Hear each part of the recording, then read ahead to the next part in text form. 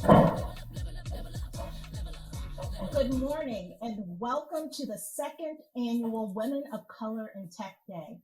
My name is Candace Dixon and I'm NPower's Coalition Development Director responsible for advancing Women of Color in Tech initiative. Today we have an amazing program where we are going to celebrate women of color, their impact on the technology industry, and the importance of inspiring and supporting more women of color to pursue and sustain careers in tech. Before we get started, please take a minute to follow NPower on your preferred social media platforms and share this important conversation by using the hashtag WOCT Day 21. We have an exciting program in store. Today, you'll hear from esteemed elected officials who support NPower's mission and work in the community. You will also hear from our many voices of graduates from the NPower program. And finally, we have a panel of women working in the corporate sector who are going to give us our marching orders. Today is a day of celebration and action. And to get us started, I'd like you to join me in welcoming NPower's Chief Executive Officer, Bertina Ceccarelli.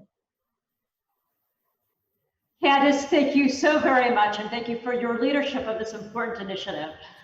Good morning, and thank you to all for joining us to celebrate the significant occasion, Women of Color in Tech Day. At NPower, we have long been committed to advancing race and gender equity in the technology industry. We believe deeply that when women of color are provided with the right skills and tools and networks, they contribute to the innovations of the future. If you are new to NPower, let me share just a bit about our mission. We are a national nonprofit rooted in community that moves people from poverty to prosperity through free tech skills training, job placement, and continued upskilling. Over the past 10 years, we've served over 5,400 young adults, women, and military veterans and their spouses, helping them launch burgeoning careers in technology and a pathway to financial freedom. We've grown substantially over the past few years and now run local programs in New York City, Newark, New Jersey, Jersey City, Dallas, San Jose, Baltimore, St. Louis, and most recently, Detroit. 3 years ago, with the support and partnership of City Foundation, we launched an important initiative called 40 by 22 to more deeply understand the challenges and motivations of young women from underserved communities coming through our training program. Through this work, we have been laser focused on increasing the number of women of color enrolled in our program and importantly, who have joined our training staff to 40% by 2022. That's our goal. At the time when we started this initiative, we were less than 20% of women of color in our classrooms, and less than 10% of our instructors were underrepresented women. Today, with 31% of our enrollees women of color, we're on track to meet our 40% goal by the end of next year. And I'm really pleased to say that we've already surpassed our instructor goal with 45% of our teaching staff being women of color, and that's while increasing our instructor staff overall. What this says to me is that intention and setting goals and delivering against them matter. Let us stop saying there is a shortage of talent. In fact, I think too often what we're short on is will, persistence, and vision. I speak to many students throughout their time in the NPower program, and most, if not all, reflect on the influence of their instructors and the influence they've had on their motivation, self-confidence, and just the sheer enjoyment of learning about tech. They often share how much pride it gives them to see someone who looks like them at the head of the class. We know the power of representation and how it can empower those who don't feel they have a voice. The true economic cost of this pandemic will take a long time to fully understand. But what we do know with certainty today is that women of color are disproportionately impacted in the labor market across this country and are falling further behind the poverty line. Our focus at today's conversation and action is even more urgent than ever. In the midst of all this, the response to our work in advancing women of color in tech has been nothing short of remarkable. So I have optimism. When we first published our research report, Breaking Through, Rising Up last year, we realized we'd sparked a broader movement. We touched a nerve. We recognized wholeheartedly that this work cannot be done by NPower alone. We need practitioners, employers, elected officials, and the philanthropic community to work together in collaboration across policy, education, and culture to disrupt all the isms that threaten our progress. I see this as both a human rights issue and a business imperative. I am humbled today by the advocates and supporters, our NPower board members, alumni, and leaders who join us for today's events. We're enthusiastic that the shift we want to command is possible through collective efforts and investment.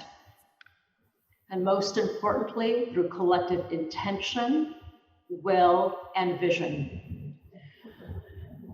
It is now my great honor to introduce a woman with abundant vision, Congresswoman Yvette Clark. She represents the 9th Congressional District in Brooklyn, my home city, in the U.S. House of Representatives. She is a leader in the tech and media policy space and co-chair of the Congressional Caucus on Black Women and Girls, among so many other leadership roles.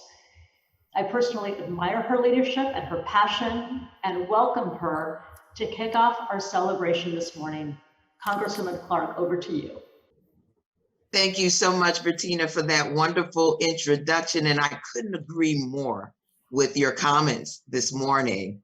Good morning and greetings to everyone. I'm Congresswoman Yvette Clark, and I proudly represent New York's 9th Congressional District, that's Central and South Brooklyn.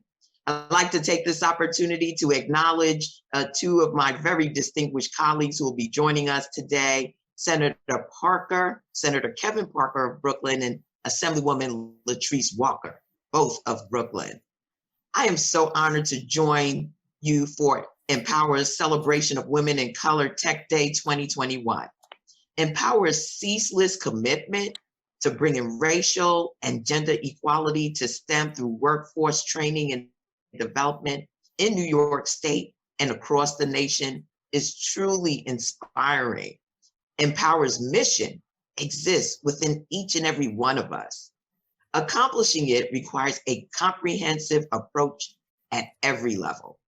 And as it is Women's History Month, I could not imagine a more fitting time to honor a woman who has dedicated her career towards our cause. That woman is none other than Congresswoman Bernice Johnson of Dallas, Texas. Bernice Johnson was elected as the first African-American woman and the first female ranking member of the Committee on Science, Space, Technology of the House of Representatives in December of 2020.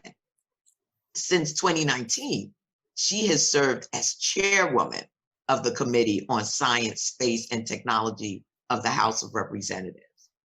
She has long championed STEM education and Black women in science, tech, and technology fields. And I imagine she won't stop until a single woman of color is not denied the means to unlock her scientific potential. That is why today I have introduced a resolution in the House of Representatives designating March 2021 as Bernice Johnson Black Women in Science and Technology Month. You know, overcoming the disparities of Black women face in STEM is not an overnight process, but we will only succeed if no step is skipped in getting us there. And that's where NPower fits in. You have rightly stated there are so many talented women out there who just need the opportunity to showcase that talent, to be invested in and lifted up. And that's what you do. And that's why I'm so grateful for your efforts. In doing so, it should include recognizing the incredible and invaluable achievements of Black women in STEM throughout American history. That includes making sure that we raise up champions of STEM, like my dear colleague, Congresswoman Bernice Johnson, and clearing the path for the future women of color scientists, technologists, and mathematicians who will secure the future of our communities. We know representation matters. Inclusivity and being at the table as decisions are being made in this hyper technologically advanced civil society, it is critical that we show up and we show out. So I vow to continue uplifting this critical work in our district and on Capitol Hill. As a member of the Committee on Energy and Commerce, as well as co-chair of the Congressional Caucuses on Smart Cities, Multicultural Media, and Black Women and Girls.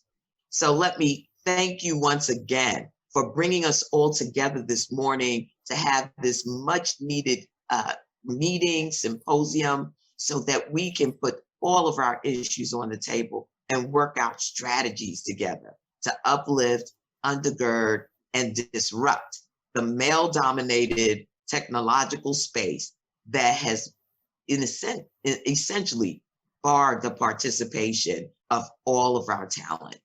And we will succeed. Thank you for listening, and many thanks to NPower and the NPower team for having me today. Enjoy the remainder of today's virtual celebration of Women in Color and in Tech Day. And as we say on Capitol Hill, I yield back.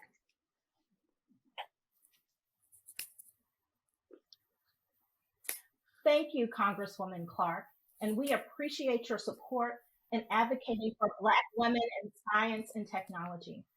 We are thrilled that every March, while we celebrate Women's History Month, that we can elevate women of color who are shaping science and technology. Next up is a gentleman who's been a lifelong supporter of education in Brooklyn and beyond. Please welcome New York State Senator Kevin Parker. Good morning, Candace, and good morning all at NPower. And let me say happy Women's History Month, as well as a happy and joyous Women of Color in Tech Day here in the state of New York. And let me acknowledge my colleagues in government and my good friend, Congresswoman Yvette Clark and Assemblywoman Latrice Walker. I'm happy to have an opportunity to share a little bit of time with you. Again, I'm State Senator Kevin Parker. I represent the 21st District in Brooklyn. I am the chairman of the Energy and Telecommunications Committee, as well as the Majority Whip in the New York State Senate. I actually come from a home of Baptist ministers, and so I've learned the 3 B's of public speaking, which is begin, be brief, and then be gone. And so I'm not gonna hold you up too long, but I did want to just say how honored I am to be included in this program, and use this day the same way that the Congresswoman is, to recommit myself to encouraging and to advancing the work of women of color in tech. We understand that as we create full-time jobs and living wage with benefits, particularly in the context of this pandemic economy, that the tech sector is one of the areas that in which there's going to be the greatest opportunity. And we all need to, in fact, lend our hands to that effort to make sure that it's successful. I also have passed a resolution in the New York State Senate memorializing this day. And you see it on the screen, but I wanted to read a little bit of it. And it just reads, whereas it is the custom of this legislative body to recognize official days that are set aside to increase awareness of the importance of improving gender and racial and ethnic diversity in New York State in the technology sector. And whereas attendance of such concerns and in a full accordance with the longstanding traditions, this legislative body is justly proud to memorialize the governor to proclaim today, Friday, March 12th, 2021, as Women in Color Day, Women in Color in Tech Day in New York State. And whereas founded in 2000 and headquartered in Brooklyn, New York, NPower has a proven tech workforce training model which serves approximately 1,300 young adults ages 18 to 25 each year. And whereas NPower's 40 by 22 initiative and the Women in Color in Tech Coalition aims to increase the enrollment of young women in color by 40%, which is only currently 25% by 2022. And whereas encouraging women of color in tech will build respect, dignity, fairness, equity, and self-esteem in women, it will also provide critical economic advantages to women of color who may not have had access to traditional paths of technology. And whereas society is greatly benefited by the powerful efforts of coalitions that unite for the cause of the improving the quality of life for others, and that proactively work towards the goal of equity for all, now therefore it be resolved that in this legislative body, the New York State Senate, that we pause in our deliberations to memorialize the governor to proclaim March 12th, 2021 as Women in Color in Tech Day, and further be resolved that a copy of this resolution be suitably engrossed and transmitted to the governor of the state. Congratulations, and thank you. I don't know if you can see this, but it's on the screen. Congratulations, and thank you for all that you do. I look forward to our work together, and God bless you all. Thank you, Senator Parker, for your support. We are grateful for your commitment to women of color in technology. Our next guest hails from the state of Maryland and will present on behalf of United States Senator Chris Van Hollen. Please join me in welcoming Regional Director for Baltimore City, Shannon Sneed, who will present a special citation. Thank you for having me. Yes, my name is Shannon Sneed, but I'm here on behalf of Senator Van Hollen. Senator Van Hollen would like to just say thank you for all that you're doing to improve our communities in the tech world and just being out there. We know right now it's very hard times for many Americans, but we are pushing through, and this shows that you are on the right track and doing the right thing to empower not only Baltimore City, but women all over. Thank you so much for having us, and we look forward to working with you. And we also look forward to having the senator come down and visit on Milton Street when we are back in this new norm that we're looking forward to. Thank you so much, and congratulations. Thank you, Director Sneed. Next, we have a special message from Brooklyn Deputy Borough President, Dr. Ingrid P. Lewis Martin.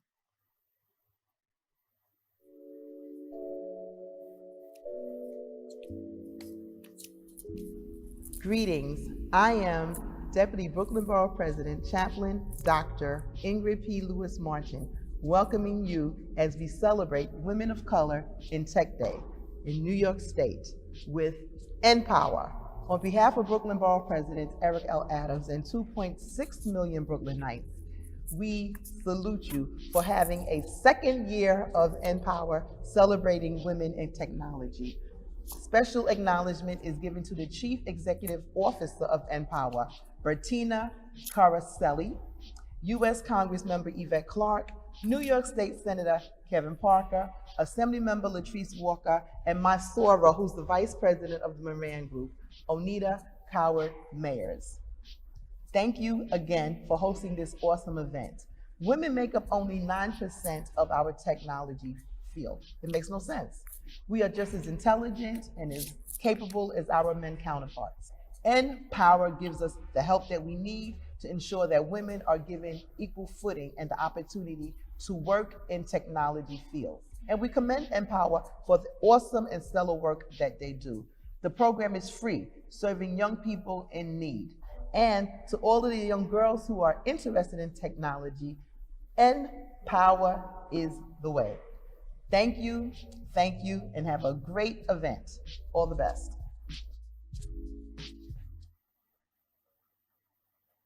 Wow, thank you so much.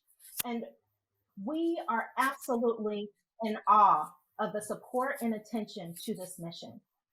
The movement is spreading across the country, and we are proud to announce that the cities of San Jose, California, and Newark, New Jersey have also made official proclamations for March 12th as Women of Color in Tech Day. Thank you, San Jose Mayor Sam Liccardo and Newark Mayor Raz Baraka, for your resounding support. To all of the government leaders championing change, thank you for your commitment to promoting respect, dignity, fairness, and equity for women of color as they pursue tech careers. Now, it's time to get to an important conversation with elected officials who are making change through legislation and advocacy.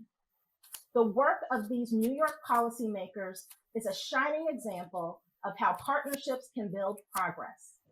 Join me in welcoming our moderator, Onita Coward-Mayers, Vice President at Nuremberg. Onita? Hello, everyone. Good morning. I am so very happy to be here on this, the second annual Women of Color in Tech Day 2021. What I wanted to do was introduce our panelists to you first. First, I will introduce New York City Councilwoman Carlina Rivera. Councilmember Carlina Rivera represents the 2nd Council District in New York City. Since taking office in 2017, Carlina has fought for the affordability and livability of New York City by championing issues around affordable housing, small businesses, survival, equitable health care, transportation, and quality of life issues. In addition to tackling these tough legislative issues, she has taken a stand for gender equity as the co-chair of the Women's Caucus by sponsoring legislation on sexual harassment and the gender wage gap. Born and raised in the Lower East Side of Manhattan by a single mother who immigrated from Puerto Rico. Welcome, Councilmember Rivera.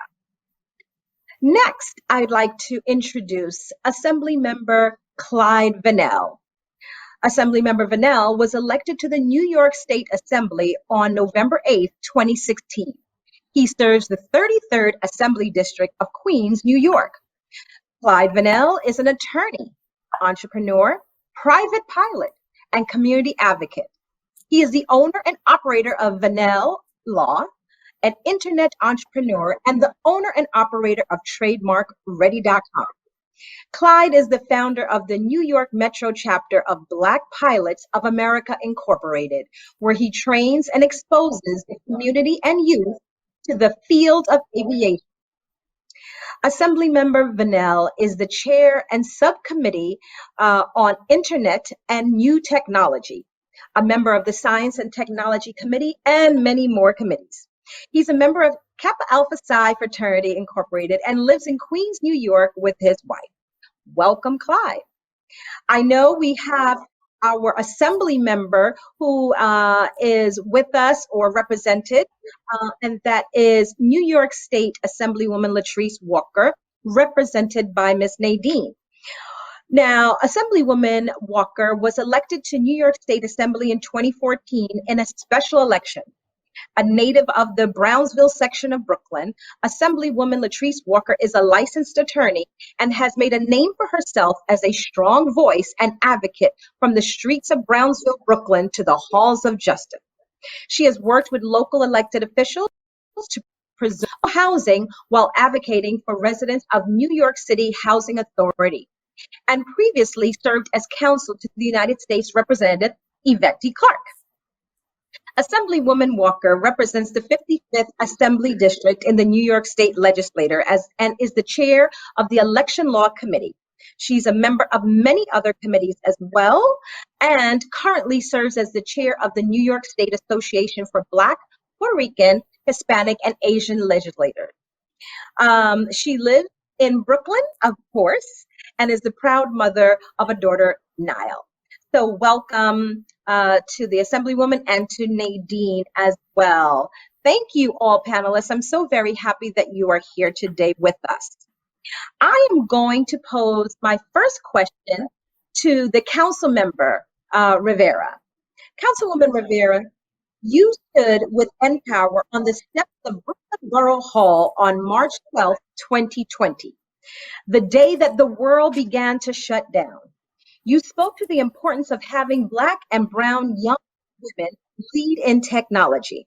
Today, you are the chair of the Committee on Hospitals, so you have seen firsthand how the pandemic has ravished families of color and how those who have survived need to take care of their family, and many of them need a new pathway. How can local government develop new funding streams to support programs like NPower that train for tech jobs across all industries? Councilwoman?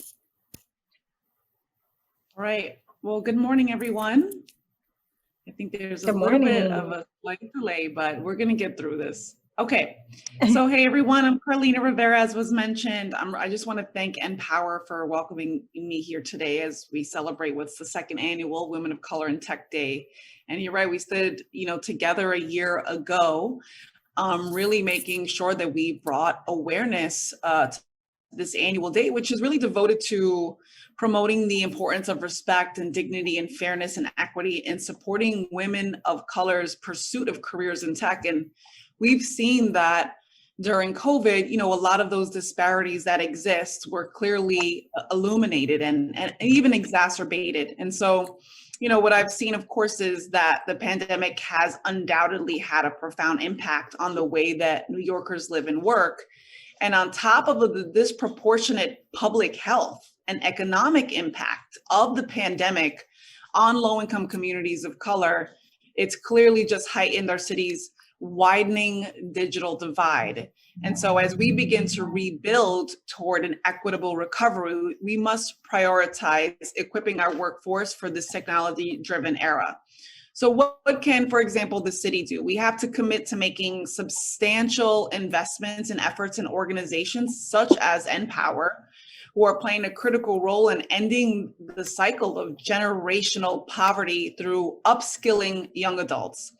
And so what I'm trying to do in my own district, for example, is fund, STEM programs in my district, which is District 2 on the East Side. But also what the council did was pushing, for example, the Department of Education to launch Computer Science for All, which is a CS for All, which is a program ensuring that all New York City public school students learn computer science with a special emphasis on women, on Black and Latino students. So we are able to push policy on a citywide basis, of course, and supporting our legislators in Albany to do it statewide, and then really looking within our own districts to fund some of these organizations that are doing incredible work and approaching it with cultural humility. Thank you very much. I'm going to move over to our Assembly Member, Vanell. Assemblymember Vanell, you met with and inspired the NPower students and the alum on their first state advocacy day in Albany in 2020. Who knew what the world was about to enter? But yet the time they spent with you was so precious. The leading voice in the state framing conversation on technology. Do you believe that every job involves tech preparedness? First of all, I have to say I'm humbled to be invited to this this event for women of color in tech day. I'm also humbled to be able to work with this organization, NPower, and I'm happy to be on this panel with my colleague from the city, Carlina, who's doing a great job on many issues. So I'm happy to be here with her. And I see my sister, I see somebody here for Latrice Walker, who actually introduced me to NPower. But give a shout out to Latrice. And I heard the great words from our colleague in federal government, Sister Yvette Clark, who's doing a great job representing all of New York, who just signed, got a major stimulus package through the Congress, and they are working nonstop. Also heard from State Senator Kevin Parker, who's been working hard in tech. Anita, so, what NPower understood before coronavirus, NPower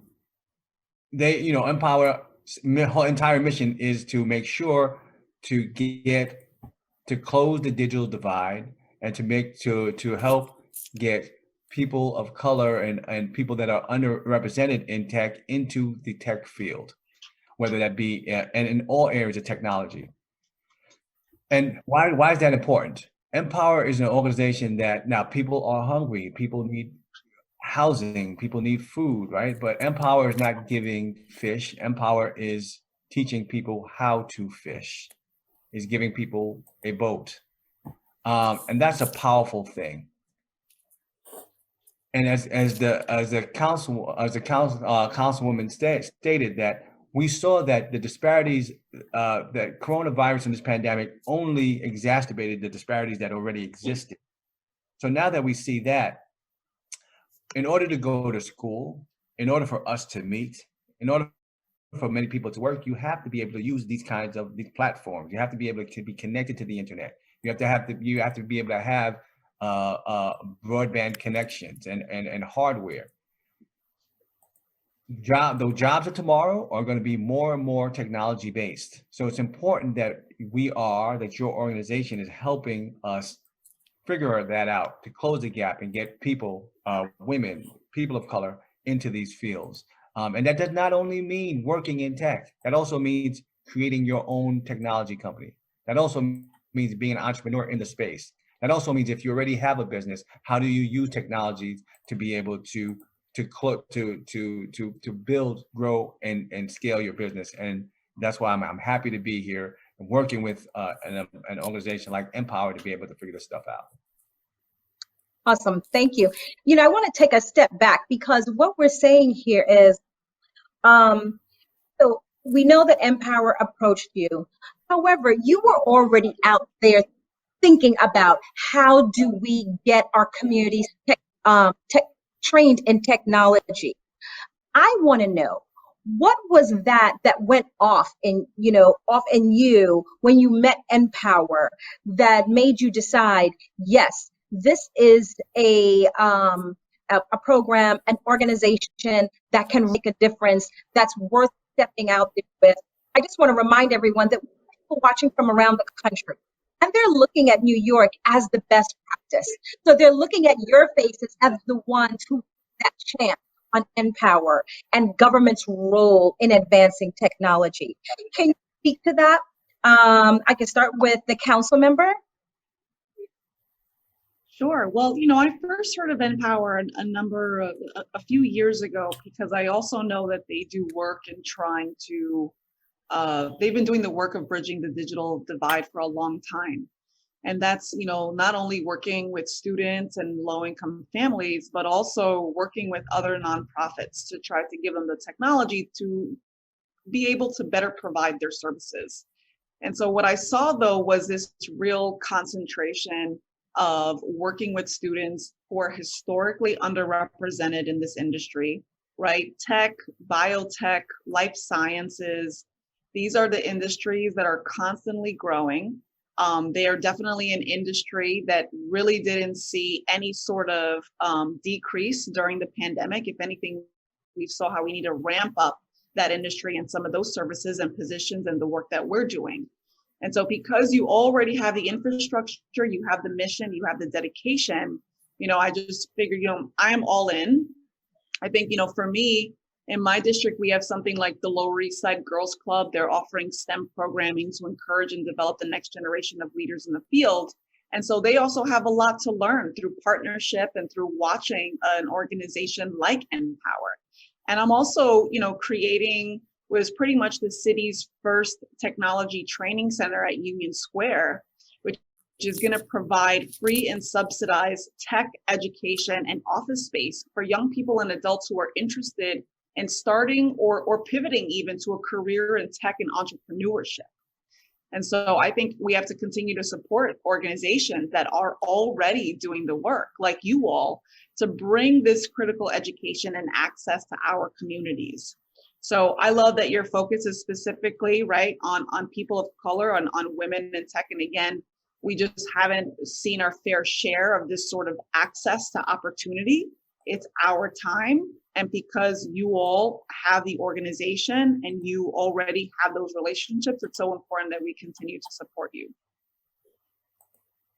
Thank you. No, Assemblyman? just to follow up on that, look, you know, what I saw with NPower was boldness and audaciousness, right? NPower is not saying, okay, we're only going to prepare people for jobs. We see a lot of programs preparing people for jobs, preparing people to work in certain kind of jobs, and not disparaging any organization or not, but NPower was preparing people for jobs in technology, for jobs for high-paying jobs, for positions that were in that are what we call in the sciences and in STEM. And what's interesting is to understand is that, you know, first you have to get over the mindset that we cannot do it. You don't start there. You start that we can, right? You guys start to say that, how do we, you know, this organization is saying, okay, we need more women of color in technology. What's interesting, if you look at our history, people of color are, you know, if you look from antiquity, we built the pyramids, right? We look at the beginnings of mathematics, of architecture, of engineering. Why are we asking to be in tech? Why are we afraid of the sciences? Why are we afraid of STEM? So when I saw NPower and saw what you're doing, we see the importance of it. In our district, where we've had different kinds of job fairs. I've had tech-only job fairs to make sure that we could get more people in technology. We've also had a blockchain technology job fair to say, hey, listen, we can be part of, we can be in all of these spaces. But the reason why this is very important and what your efforts are, the reason why, again, as I said before, why it's so vital is because we have to go not where the ball is, but where the ball is going. We have to get people ready for jobs and opportunities of the future. And if we, it'll be too late. And that's why, and again, I was so impressed with what you guys are doing, because even before the pandemic, getting people prepared for these different positions, and they're growing. And we're able to do so. Right. Thank you. I wanted to go to Nadine. Nadine, the Assemblywoman was our rock star. She's the one who came in and took on NPower, introduced them to her colleagues. Can you bring some greetings on her behalf? Yes, I can. Hello, everyone. I want to extend an apology that Assemblymember Walker could not be here in person. She's having a family emergency. That is the only reason she would be missing NPower's event today. She is a huge advocate of this organization. She introduced the organization to me, and it has been an amazing journey to work with NPower to bring access to the tools and the resource that NPower provides the community at large. I'm working on the digital divide. So, you know, we are excited to be here today, and she is very not pleased that she's not here for this event at this time. Well, thank you for the greetings, and you know, our prayers will be with her and her family. I'm grateful that she sent you, and that she has set us up with these amazing elected members of government. I do want to open it up also for the questions, because part of doing here, as I said before, is this NPower has a footprint across the country, and NPower wants to learn from what happened here in New York that we started just a year ago and continued during this pandemic, this unprecedented pandemic. But even through this, the council member was able to get NPower to go before women's caucuses and to provide funding, and the same thing with the assembly members. So we want to put kind of a blueprint out there for those watching across the country, if you can share. So one of the questions here is, how can community members do our part to advocate for funding to remove barriers for women of color in tech? And if you can weave into there the question I had about government's role. Do you want me to take that question, Anita? I think everybody can Or answer who's that question. Go right ahead. You can start. Okay, so the question, how can community members do their part to advocate for funding? It's important that you reach out to your elected officials and let them know what your community needs. We are here, our feet are on the ground, and we're here to service our communities. If you don't tell us what you need based on what we see, we're going to make decisions. For instance, we are pushing for STEAM-centered schools. Brooklyn Navy Yard has one, and we think there should be more of them throughout the community. I think Assemblyman Vanell, he said it, that we need to go towards where the ball is going. And I know the member is a huge advocate of, education is key to getting opportunities into the hands of the younger generations. And if we address the digital divide, and if we don't push for STEM schools or STEAM centers where kids can get exposure earlier, that is going to be key to moving the needle with getting everyone involved, and particularly girls and women of color. Girls become women, and we need to make sure that that educational pipeline continues to make sure that there's education and access to everyone everywhere. Wonderful. Assembly member? Nadine is right. So, and I do have to say that Assemblywoman Latrice Walker, introduced us all to NPower. And again, I stand here in her shadow as she's the chair of the Black and Puerto Rican and Asian Foundation.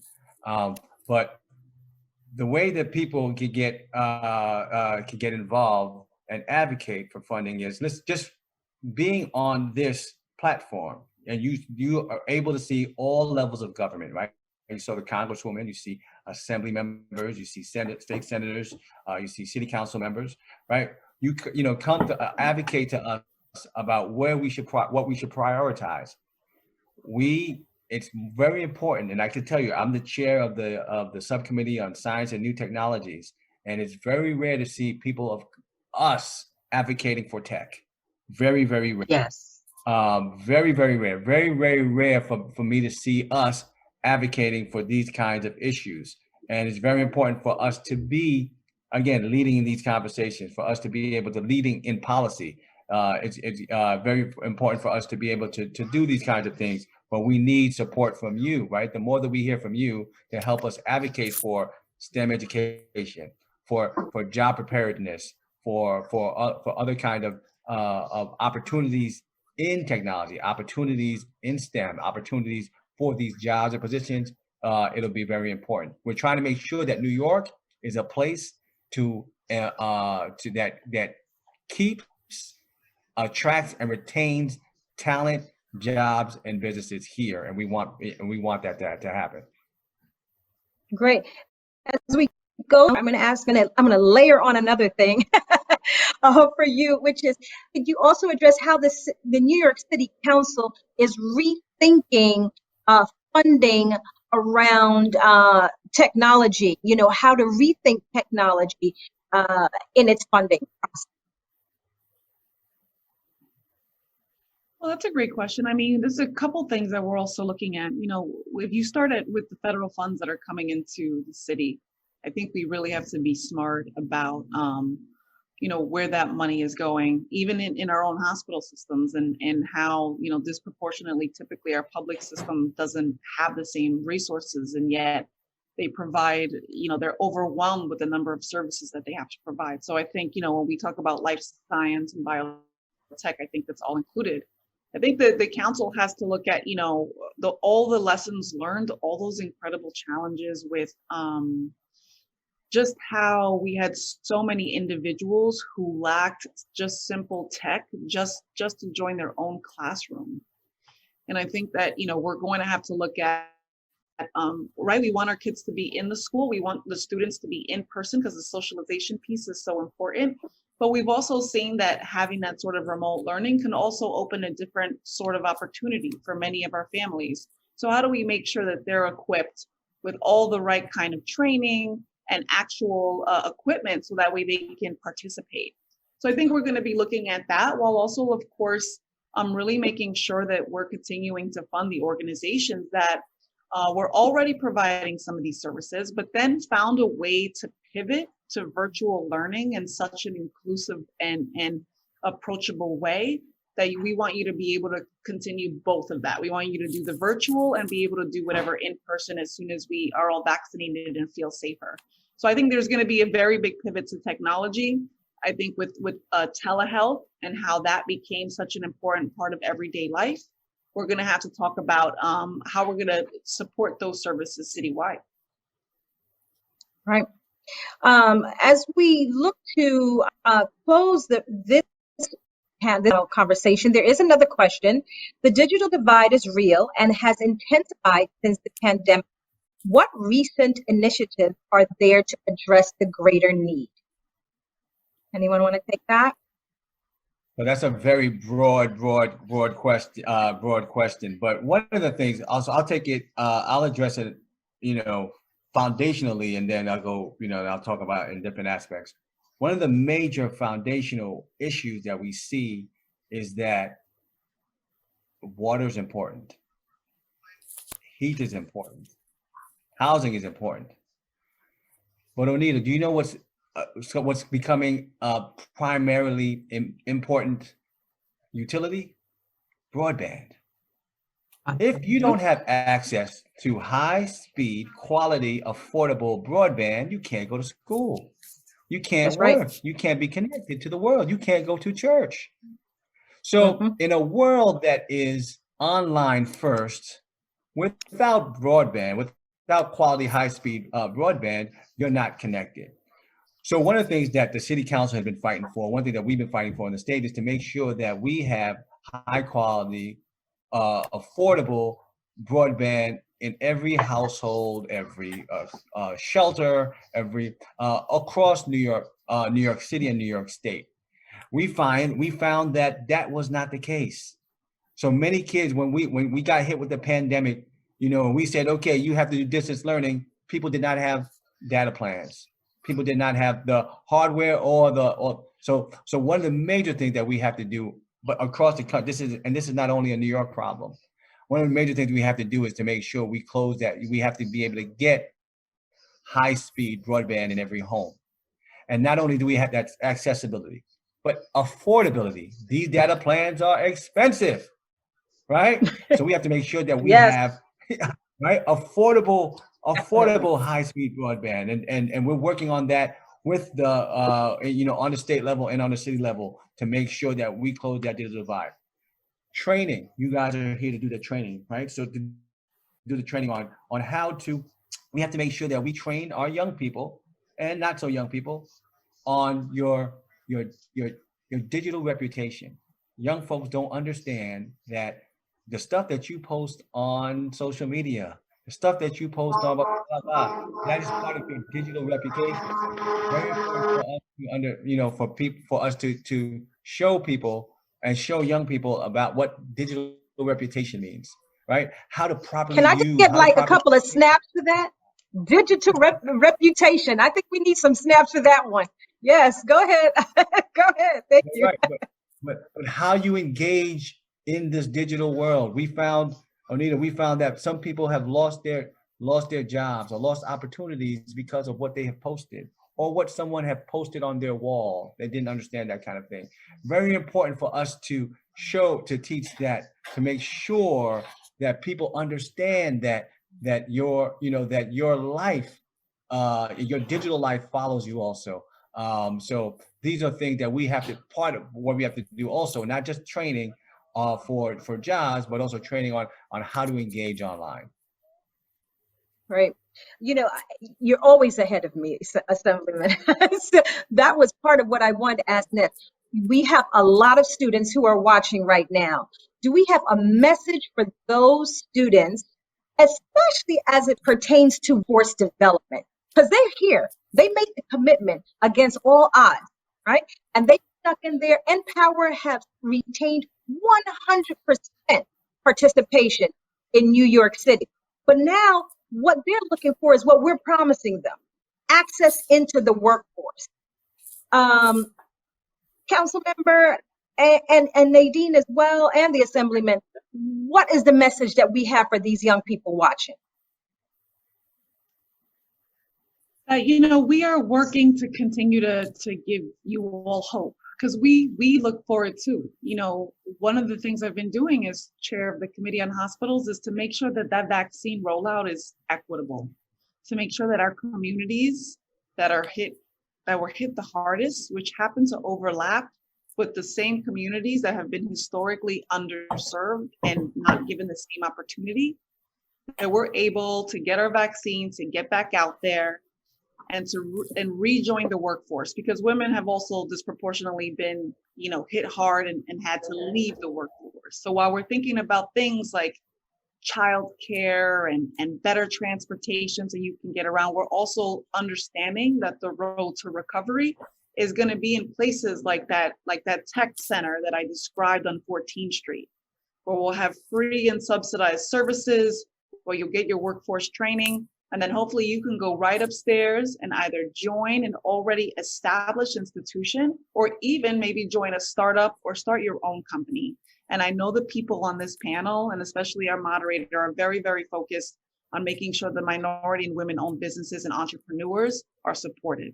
So we're going to be looking out for that for you. And I know that, as a woman of color from New York City who grew up in, Section 8 housing, right, growing up on food programs, supplemental food programs, I will tell you that I'm always trying to use that experience to look out and make sure that there are paths for everyone and that it's inclusive. So, stay hopeful. We're out here working, and we're going to try to create those jobs and that training and that education in a way that really tries to understand who you are and where you come from. Thank you for those That was a great parting words. I was going to go to the man on the panel to give his final comments on this second annual Women of Color in Tech Day, as you bring that message to the young people watching. So what I would tell the young people watching is number one, it's great, that NPower is doing this training to prepare you for jobs, but I also want you to think about creating your own job. Onita has a young man that I worked with, her son, who creates his own, who had his own business since he was in high school. And technology allows you to do that, right? Technology allows you to create your own opportunities, to build something bigger and better than what you see. So also always, even if you're working somewhere, and everybody else here too, build your own thing, right? Try to have your own business, have your own thing, have your own side hustle. So that's okay. We need to be able to have multiple streams of income. Start that now. Two, for young people out there, build your brand. Okay, so that means that if you're out there and you have jobs come to you, if you're interested in something or what have you, build the blog, speak about that. Use your social media for your brand, for your business, for where you want to go, and people will follow. And don't be platform agnostic. Don't use just one platform. Use the different platforms and understand how they work, and build your brand. So wherever you want to go, build your brand toward that. Speak about stuff in that space, and then the jobs will follow you, and the opportunities will also go. Thank you. Nadine, I'm going to go to you, but I just want to remind all those young people, you look at your elected representatives wherever you live as your mentors also. So go to them. They have open door policies. They want to hear from you. So you go and lean on them as well and tell them your dreams. So as we go over to Nadine, I'm going to ask Nadine if she would please close us out on behalf of our rock star Assemblywoman Latrice Walker, who arguably today wouldn't be happening if it were not for her. So Nadine, if you could please close us out to a great message to the young people. So I just want to say on behalf of Assemblywoman Walker, she is a huge advocate of using your voice and taking up your space. And I'm just going to give a brief example. If I had NPower in my life when I was younger, I went to law school, but I probably would have gone to medical school, because I was interested in physics. But, some of the facts that change the route that a lot of kids take are lack of female mentors, no hands-on experience for a lot of women, and there is still gender inequality in jobs. So my message to the young people for today is take up your space, ask questions, do not be discouraged because you may not understand something, and make your teachers work with you and for you to help you fully understand what your options are and what your educational path can be. And do not give up just because you may not understand something easily. Society is moving and progressing forward and bringing in more women and women of color into STEM. And you guys are the ones who are going to be doing that. So don't be discouraged, because the reason NPower is here is to help bridge that divide and to push the needle forward. And, I'm excited about the future, and as is the member. And, Assemblyman Vandell said, start your businesses. There are so many. I have a son and he is editing at 10. There's so many things that you can do. And you young ladies, I see the young ladies on his games, on his Fortnite, and you guys are there. You guys are taking up your space. Take up your space and let people know that you're there, and they will make room for you. They will make room for you if you guys show up. Thank you all. Thank you to our panelists. you. I'm looking forward to the next wonderful panel that's coming on. Thank you for not thinking it robbery during a very busy and difficult time in New York State to make time for NPower and the young people here. Have a wonderful day. Thank you for having us. Wow, what an uplifting panel. Thank you so much for sharing such a powerful insight into this important work. Before we begin our second panel, we have a short video featuring women who inspire us every day, our students and our advocates.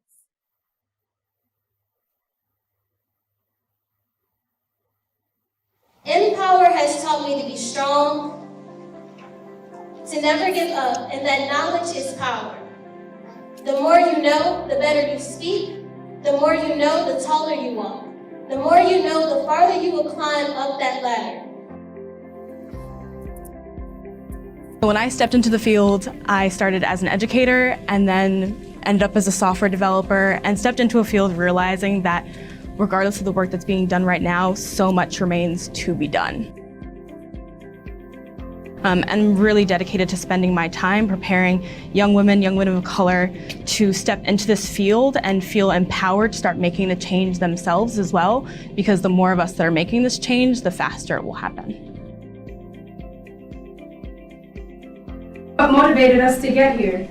Was it our children? Was it our spouse, our partner, our parents, our friends? They were and are all contributing elements to the drive and perseverance we have shown throughout every pit, trap, and mountain we have conquered. But the greatest motivator was ourselves. Every day, we have to prove our value, fight to get our voices heard, and even fend off discrimination. So to all my Latinas out there, with a passion for tech, go study, learn, gain experience, build your confidence, keep fighting. It's not easy. I'm not going to lie to you, it's not. But you can have perseverance, you can have the right network, you can have role models, and you can achieve high success in this industry. I was the first African-American female partner in the management consulting practice in 1997. I mean, that is amazing, right? Having this situation being presented to me, this opportunity being presented to me was amazing, but at the same time, it was frightening. Please do not dim your light. Instead, embrace each unique quality in each fiber of your being, because those fibers of your being, that's what truly makes a difference. I loved solving problems. I liked figuring out how things worked. I made A's in my calculus class, and I still thought I wasn't good enough to go into a STEM career.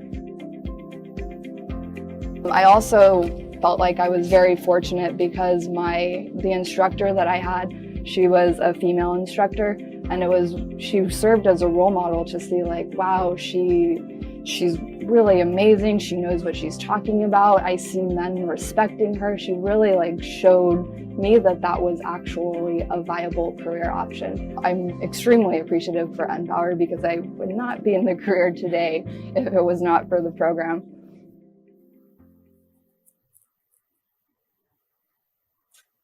Here's a startling fact.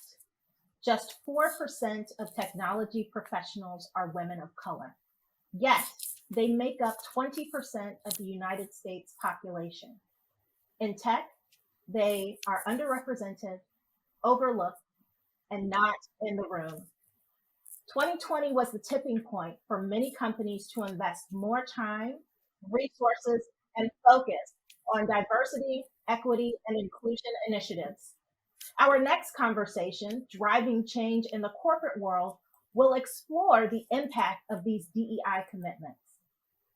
What has worked? What has not?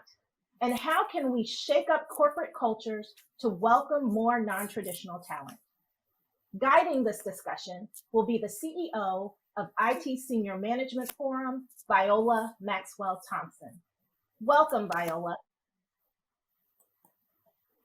Thank you, Candace, and welcome to all of our attendees this afternoon. We're so excited to be here to have this conversation with you, driving real change in the corporate world. I have a phenomenal group of women here this afternoon to join me as panelists. If you would allow me to introduce them, we'll get started immediately after that. So Suzanne Tedrick. Suzanne works as an infrastructure specialist for Azure, Microsoft's cloud computing platform. She is fiercely committed to increasing the participation of women and people of color in STEM professional opportunities. Suzanne performs community service work for several nonprofits, including serving on the Advancing Tech Talent and Diversity Executive Council for CompTIA. Suzanne is also the author of the critically acclaimed book, Women of Color in Tech. Welcome, Suzanne. Christy Sells is Chief of Staff, Enterprise Business and Technology Services at Guardian Life Insurance. She's responsible for the leadership of priority initiatives and strategic support of the Chief Information Officer and Chief of Operations. In her role, she works with executive leaders to define, implement, and communicate strategic directions and initiatives. Welcome, Christy. Maribel Garcia is an AVP, Senior Tech Analyst at Citigroup.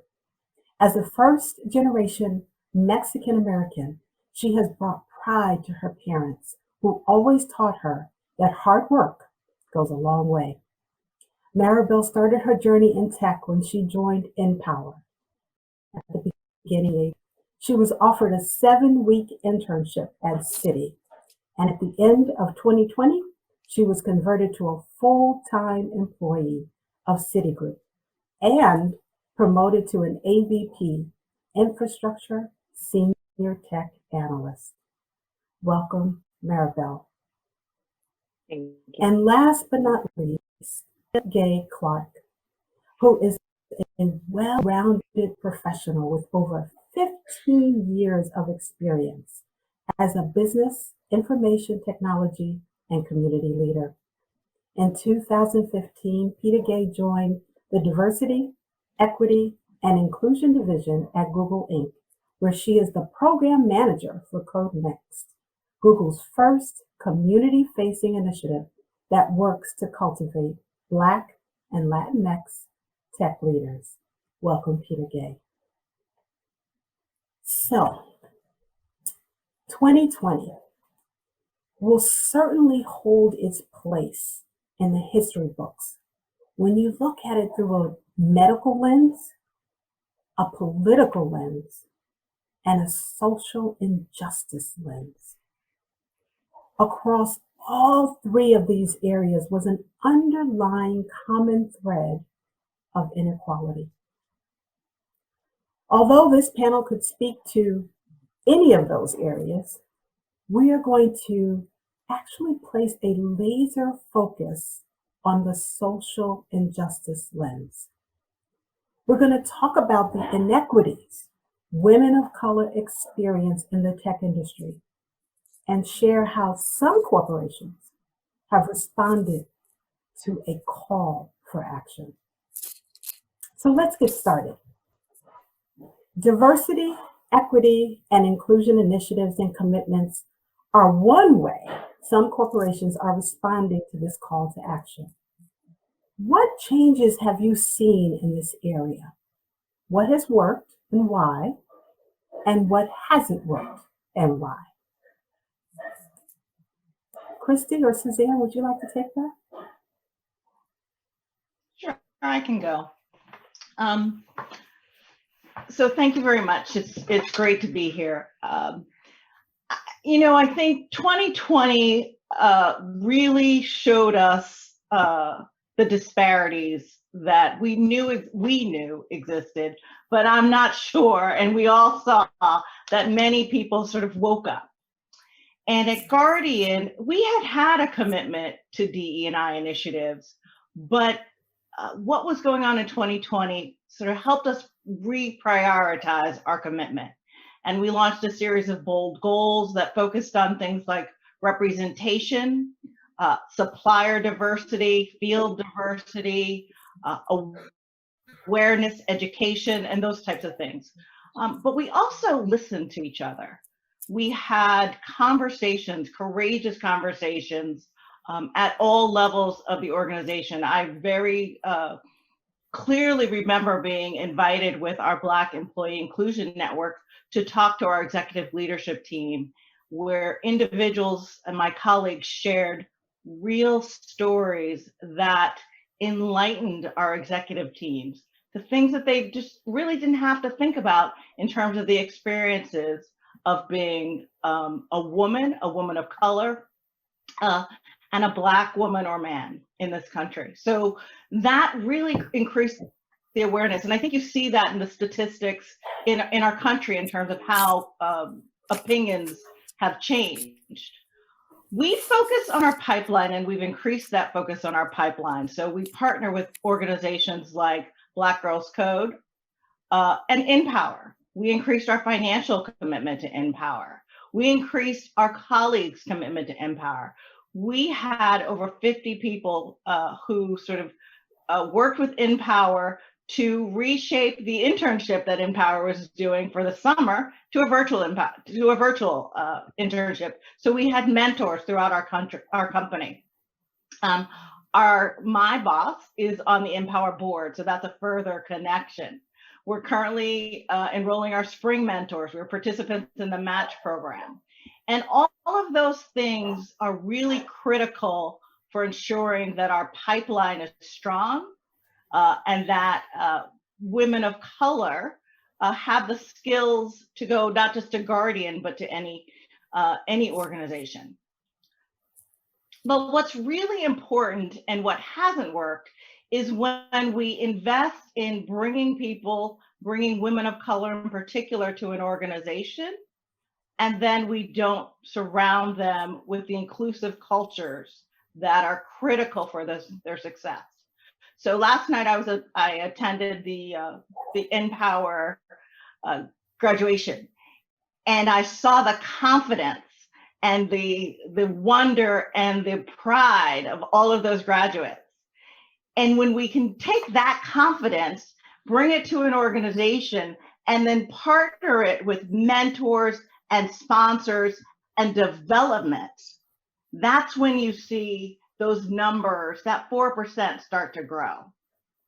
So I'll pause there. I know we don't have a lot of time, but it's that partnership. And I've been so proud of being a part of Guardian as we work not only on increasing representation, but increasing the support we provide to the women of color in our organization as they build their careers there.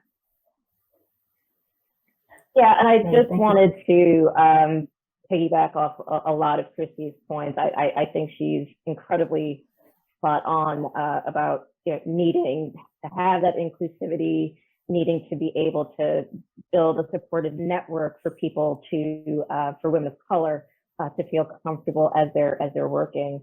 I think for myself, what's been great about 2020 is that increased meaningful dialogue and commitment.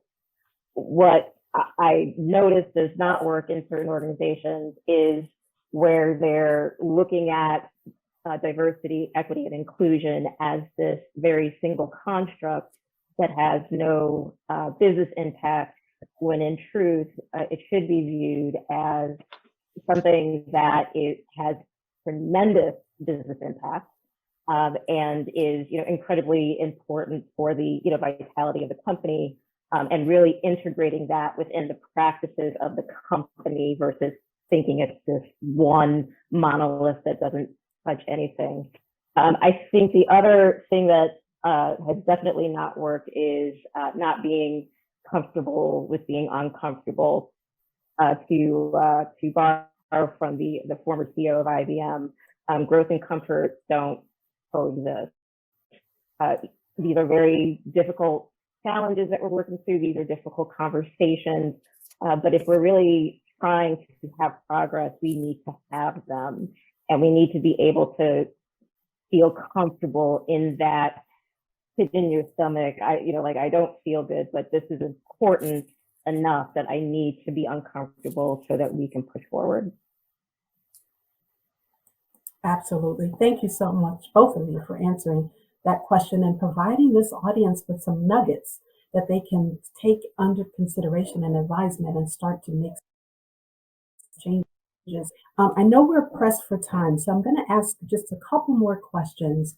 One has to do with the statistic that Candace shared earlier around Black and Latinas sitting at about 4% of the technology industry.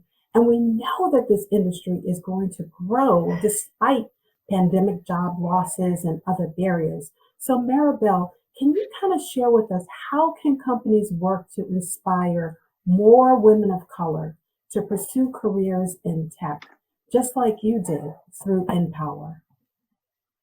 Yeah, sure.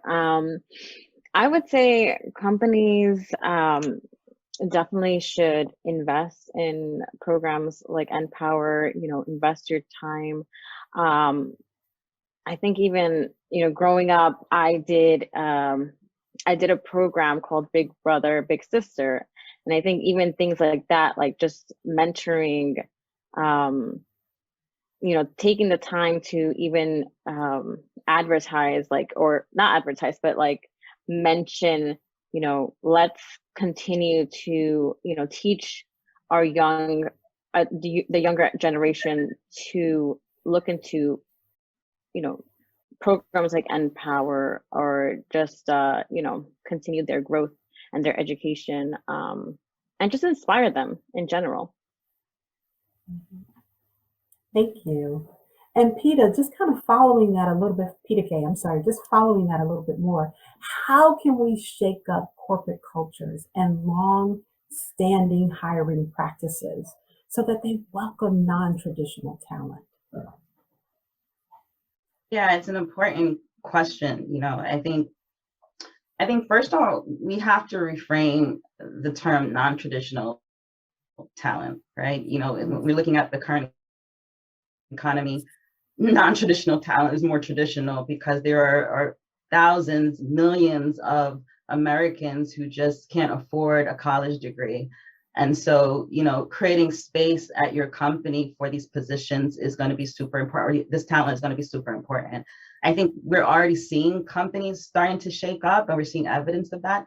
I know at Google, we've expanded our apprenticeship programs, with a color conscious approach, because we know a lot of the folks pursuing these alternative pathways are Black, Latino, Indigenous.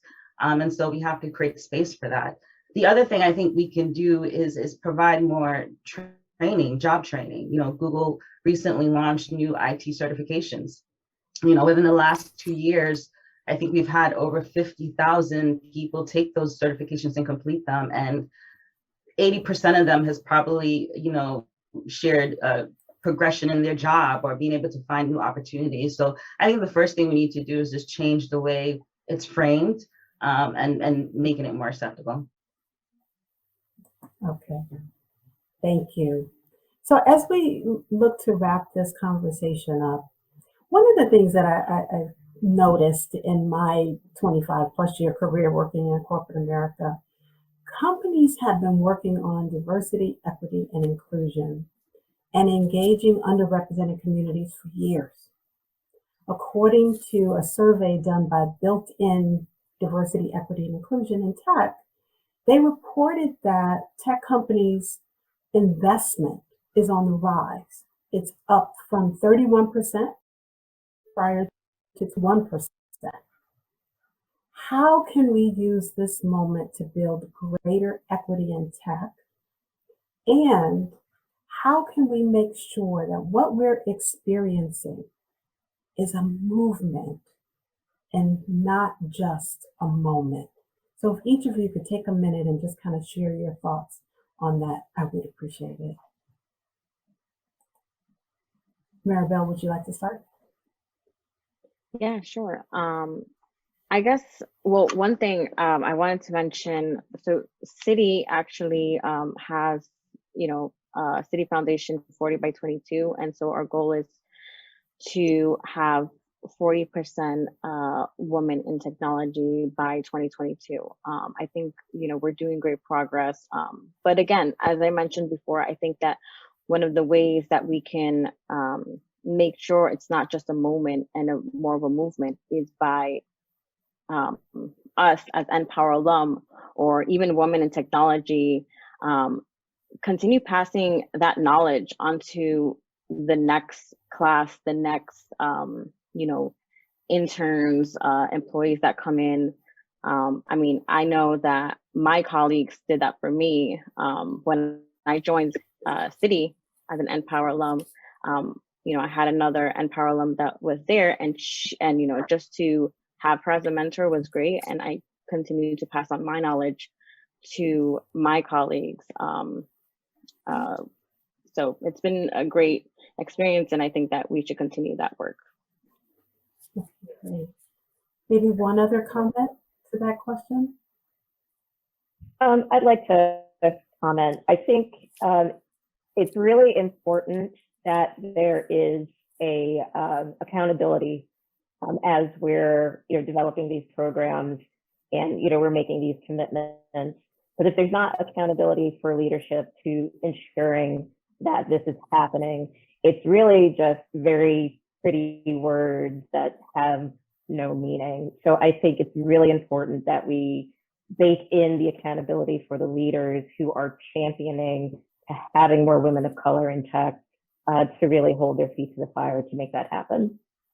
And before we wrap up, I'd love to just reiterate one thing that Susan said earlier. It is a business imperative. Really, there's not a true option on this one. If you look at the demographics of our country, if we do not have the ability to increase the number of women of color in technology and support their ability to thrive there and to reduce the digital divide, we will be lowering our GDP. Like, that is a fact. And so it is a business imperative that we figure this out and we keep the momentum of 2020 into 2021 and beyond. Beautifully said. Thank you, panelists. This has been a great conversation. And now I turn it back to Candace. Well, thank you. I hope that you're feeling as inspired as I am. Today has been a wonderful day. It's been a day of celebration and reflection. We celebrate the focus that states like New York, Maryland, New Jersey, and California and women of color pursuing tech careers. We also celebrate the announcement of Eddie Bernice Johnson, Black Women in Science and Technology Month. There's much to celebrate, but also a lot of work to do. It's never been more urgent to advance equality for women of color in technology. And we hope today's program provided you with solutions and strategies to do this work. But more than that, we hope that you'll continue to be a voice for women of color pursuing tech careers and turn this moment into a movement. Thank you so much for joining the second annual Women of Color in Tech Day celebration. Be sure to follow NPower on social media, and don't forget to share your thoughts about today's program using our hashtag WOCTDay21. Thank you and have a great day.